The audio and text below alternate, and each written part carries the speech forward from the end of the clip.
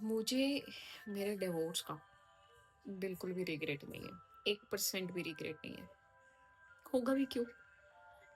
मैंने अपना रिश्ता बचाने के लिए जिस हद तक मैं गिर गई थी या जिस हद तक मैंने चीज़ें करी, एक अपनी मैरिड लाइफ़ को बचाने के लिए, वो शायद ही कोई करता। मतलब मैंने एंड तक जो-जो करना था वो मैंने सब किया। फिर एक पॉइंट आया जहाँ मुझे लगा कि अब अब सब कुछ छोड़ देना चाहिए और मैंने फिर सब छोड़ दिया। क्योंकि किसी भी कोई भी लेडी नहीं चाहती कि उसका घर खराब हो या वो अपने हस्बैंड से डिवोर्स ले या वो अपने बच्चों को अपने हस्बैंड से अलग कर दे। कोई नहीं चाहता। मैं भी नहीं चाहती थी। मेरे सामने सिचुएशंस ही ऐसी बन गई या मेरे मेरे आगे सर्कमस्टांसेस ही ऐसे रख दिए कि मुझे अपने बच्चे अनसेफ लगे और फिर मुझे ऐसा लगा कि मेरा खुद का मेंटल पीस भी खराब होता जा रहा था। तो मुझे ऐसा लगा कि अगर मेरा मेंटल पीस ठीक नहीं रहा या मेरे बच्चे सेफ नहीं है तो फिर मेरा इस मैरिज में रहने का कोई फायदा नहीं है। और सही बताऊं तो मैंने 60 साल में ना सिर्फ एक प्यार पाने के लिए इतना झुक गई। मैं इतनी गिर गई। मतलब मुझे ऐसा लगता था कि शायद ये करने से वो खुश हो जाएंगे या वो करने से ये खुश हो जाएंगे। नहीं, मैंने अपनी मैरिज में बहुत सारी चीज़ें सीखी। 7 सालों में मेरे को बहुत कुछ सिखाया और मैंने एक अच्छी बहू बनने के लिए, एक अच्छी बीवी बनने के लिए, एक अच्छी माँ बनने के लिए, जो मेरे से हो सकता था, वो मैंने सब किया। द थिंग इज़ आपकी कोशिशें सक्सेस नहीं हो पाती हैं जब आपका पार्टनर साथ ना हो। तो वो मेरे साथ मेरे सिनेरियो में यही था, जो मैं कोशिश कर रही थी, वो वन साइडेड ही थी। क्योंकि सामने वाली पार्टी को तो ये लग रहा था ना कि हम तो कभी गलत थे ही नहीं, हम तो भैया रिजवाड़े के खानदान से हैं, हम तो गलती कर ही नहीं सकते, हम तो साक्षात भगवान हैं, धरती पे जो उतरे हुए हैं, हम तो साक्षात भगवान हैं, हमसे गलती नहीं होती। बट ये जो औरत आई है हमारे घर में, ये गलतियों का पुतला है, यही सब खराब कर रही है, यही गलतियों का पुतला है, इसी को ठीक करना चाहिए। और मैंने भी कुछ हद तक एक्सेप्ट कर ही लिया था कि मैं गलतियां कर ही रही हूँ, तो मैंने अपने आप को चेंज करना शुरू किया और जो मेरे से पॉसिबल था मैंने सब किया। अपने घर में मैंने कभी काम तक नहीं किया था।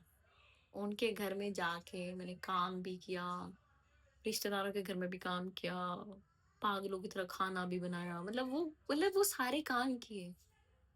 जो बंदी अपने हस्बैंड के कच्छे तक धो रही थी, एक अच्छी बीवी बनने के लिए कच्चे भी धोए जा रहे हैं। लोग रिश्तेदारों के घर में काम भी किया जा रहा है। रिश्तेदारों की जो डिसरिस्पेक्ट वो करते थे वो भी बियर कर रही थी मैं। जो खुद की फैमिली डिसरिस्पेक्ट कर रही थी वो भी बियर कर रही थी मैं।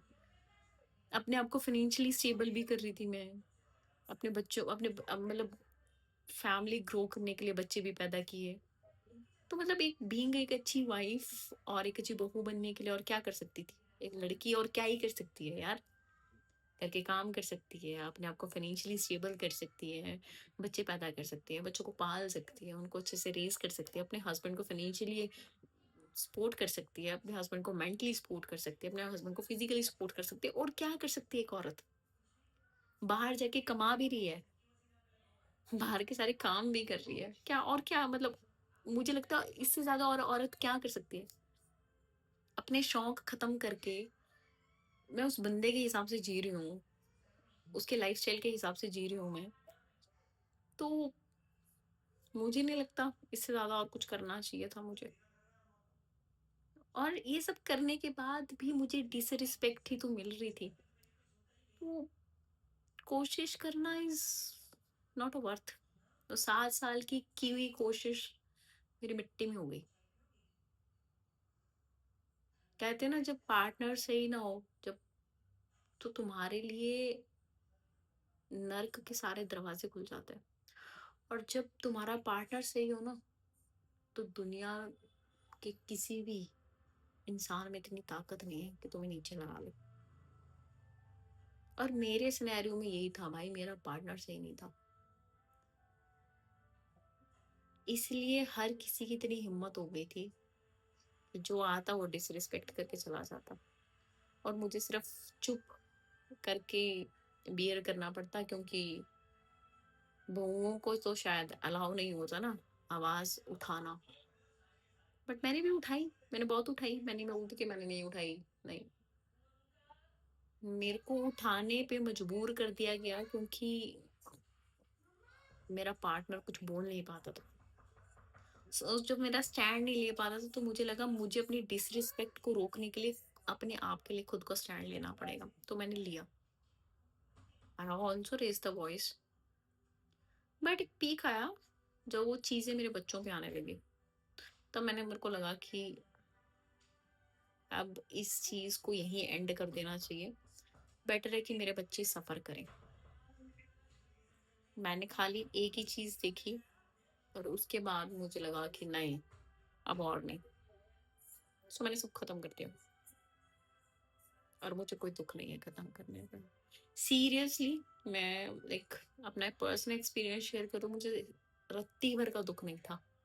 जिस दिन मैं अपने सेकंड मोशन पे गई थी, मुझे याद है मेरा सेकंड मोशन था मेरी शादी का एनिवर्सरी डे।